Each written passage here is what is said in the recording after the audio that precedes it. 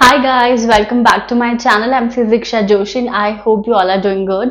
अभी आप सबके एग्जाम्स फिनिश हो गई है। जो दिसंबर अटेम्प्ट जिनका था उनकी एग्जाम्स ओवर हो गई है।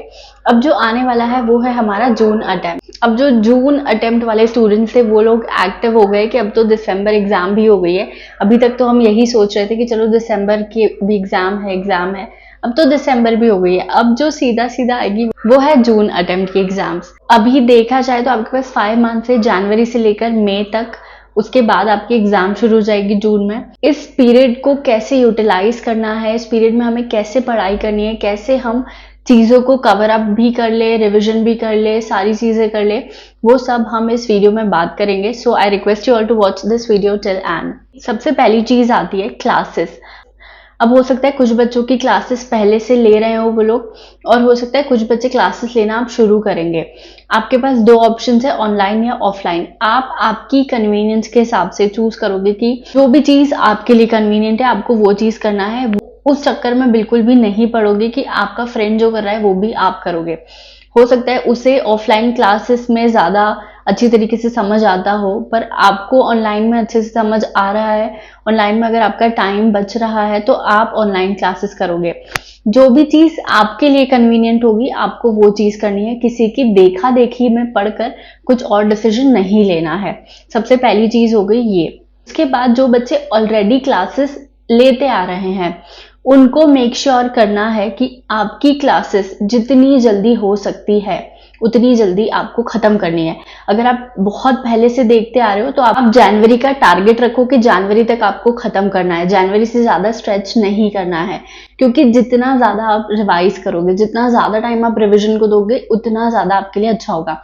तो अभी अगर आप पहले से धीरे धीरे देखते आ रहे हो लेक्चर्स, या धीरे धीरे आपकी क्लासेस चल रही है, तो अभी आपको उसको एक्सेलरेट करने का टाइम आ गया है। पहले जो भी किया ठीक है, पर अभी आपको क्या करना है, अपनी स्पीड को बढ़ाना है और आपको जनवरी तक खत्म करना है अगर आप पहले से देखते आ रहे हो तो। अब अगर आप क्लासेस अब लेना शुरू करोगे तो आपको मार्च तक अपना सिलेबस खत्म करना है, अपनी क्लासेस खत्म करना है।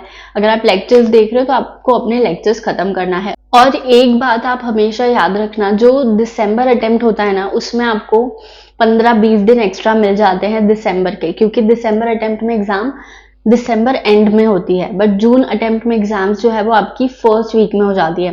तो आपके पास थोड़ा कम टाइम होता है, इस चीज को आपको ध्यान में रखते हुए चलना है। अब ये चीज हो गई हमारी कि आपको सिलेबस खत्म करना है मार्च तक, और जो लोग पहले से देखते आ रहे हैं उनको तो जनवरी में ही खत्म करना है। अब मार्च तक खत्म कैसे होगा, तो खत्म ऐसे होगा कि आप पहले ही दिन से बहुत ज्यादा सीरियस रहो। अगर आप धीरे धीरे चीजों को करोगे कि हाँ चल रहा है, देखेंगे आगे, देखेंगे ये करेंगे, तब तो आपका नहीं कंप्लीट होगा। पर अगर आप पहले ही दिन से सीरियस हो ना तो आप चीजों को कर लोगे, और आपको कोई भी बैकलॉग नहीं करना है, आपको कोई भी क्लासेस को मिस नहीं करना है, या कोई भी चीज बाद के लिए नहीं छोड़ना है। जो है उसको खत्म करते चलो और आगे बढ़ते चलो। अगर आप ऐसे करोगे तो ही आपका सिलेबस जो है वो कंप्लीट होगा। और एक चीज को तुम लोग ऐसे गिठान मान लो कि जितना जल्दी तुम लोगों का सिलेबस खत्म होगा उतना ज्यादा अच्छा तुम्हारे लिए है, क्योंकि जितनी जल्दी सिलेबस खत्म होगा उतना ज्यादा रिवाइज तुम लोग कर पाओगे, और जितना ज्यादा रिवाइज करोगे उतने ज्यादा अच्छे मार्क्स लाने के चांसेस तुम्हारे होंगे।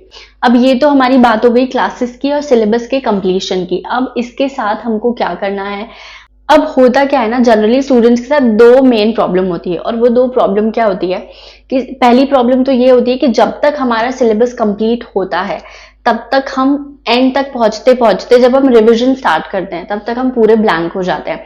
हमें याद ही नहीं रहता है कि हमने क्या क्या चीजें पढ़ी है। जब भी हम कुछ भी खोलते हैं तो हमें लगता है कि तो हम पहली बार पढ़ रहे हैं। तो ये चीज मेजोरिटी स्टूडेंट्स के साथ होती है। ये चीज पहले मेरे साथ भी होती थी। अब इसको सॉल्व करने के लिए आप क्या कर सकते हो, इसको सॉल्व करने का एक ही तरीका है, डेली रिवीजन। क्योंकि होता क्या है कि हम सिर्फ लेक्चर्स देखते जाते हैं, लेक्चर्स देखते जाते हैं, और एंड में जब हम आते हैं तब हमारा माइंड इतना ज्यादा थोड़ी रिटेन कर पाता है ना। जब हम चीजों को रिपीटेटिवली देख ही नहीं रहे हैं तो चीजें हमें याद रहेंगी नहीं, ये तो बात ऑब्वियस सी बात है। तो इसीलिए हम लोग एकदम ब्लैंक हो जाते हैं। आपको क्या करना है कि जो भी आपका लेक्चर आज आपने देखा है, या जो भी आपकी क्लास में आपको पढ़ाया है, उसको आपको घर जाने के बाद रिवाइज करना है। और जब भी कोई चीज आपने फ्रेशली पढ़ी है ना, उसको रिवाइज करने में उतना टाइम नहीं लगता है, हार्डली आपको 15-20 मिनट लगेंगे। बिलीव मी गाइज, अगर आपने रोज के 15-20 मिनट निकाल लिए ना, तो आगे जाकर आपका बहुत टाइम बचने वाला है, प्लस आपको चीजें याद रहेंगी और रिविजन में भी फिर मजा आएगा आगे।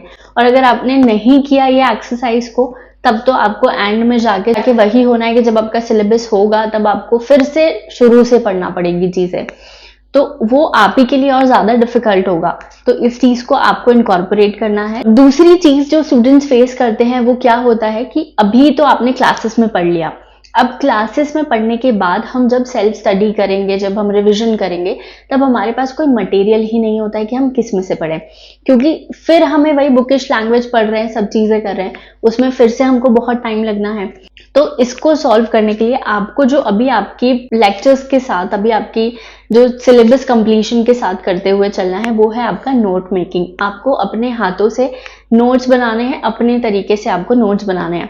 नोट्स कैसे बनाए जाते हैं या कैसे बनाने चाहिए, उसकी कुछ वीडियोस मैंने ऑलरेडी अपलोड कर दी है, आप जाके चेक कर सकते हो। और या फिर आप लोग मुझे कमेंट करके बता देना if you need another video, तो मैं एक और वीडियो बना दूंगी और ज्यादा डिटेल में। Do let me know in the comment section अगर आपको एक्चुअल में नीड है तो। अब आपको ये दोनों चीजों को साथ ही साथ में करते चलना है। अब ऐसा करने से क्या होगा कि जब तक आपका सिलेबस नहीं कंप्लीट होगा, तब तक आपके लिए थोड़ा सा ज्यादा हैक्टिक हो जाएगा कि आपको क्लासेस भी करनी है, रिविजन भी करना है, आपको नोट्स भी बनाने हैं। पर जब आप उसको डेली इनकॉर्पोरेट कर लोगे अपने स्केड्यूल में, तब आपको पता ही नहीं चलेगा कब साथ ही साथ आपका ये हो जाएगा। और जब दूसरे बच्चे सिलेबस कंप्लीट करने के बाद फिर से वापस से पढ़ना शुरू करेंगे, तब तक आपका सिलेबस कंप्लीट हो गया होगा, नोट्स प्रिपेयर हो गए होंगे और आपके 2-3 रिवीजन भी हो गए होंगे छोटे छोटे। क्योंकि जब आप चीजों को रोज रोज रिवाइज कर रहे हो, तो आपका रिवीजन तो चलता ही जा रहा है ना, तो ब्लैंक आउट वाली चीज ही हट गई है। मार्च खत्म होगा, उसके बाद आएगा अप्रैल और मई, ये 2 महीने आपको रिवीजन करना है, पेपर सॉल्व करना है, स्कैनर सॉल्व करना है, ये सारी चीजें, राइटिंग प्रैक्टिस करना है, ये सारी चीजें हम उन 2 महीने के लिए रखें। तो ऐसे आपका 5 महीने में सारी चीजें बहुत इजीली कवर हो जाएंगी और पैनिक करने की कोई जरूरत नहीं है। आप इजीली अपनी एग्जाम्स को क्लियर कर सकते हो, 5 महीने में इजीली कर सकते हो। चाहे आप 2 ग्रुप दे रहे हो, चाहे आप 1 ग्रुप दे रहे हो, अगर आप प्रोफेशनल में हो तो अगर आप 3 ग्रुप दे रहे हो, 2 ग्रुप दे रहे हो, 1 ग्रुप दे रहे हो, what ever the case is, अगर आप इस तरीके से पढ़ाई करते हो तो आप इजीली सारी चीजों को अच्छे से कवर कर सकते हो। So I hope you like this video and if you find this video helpful, do let me know in the comment section.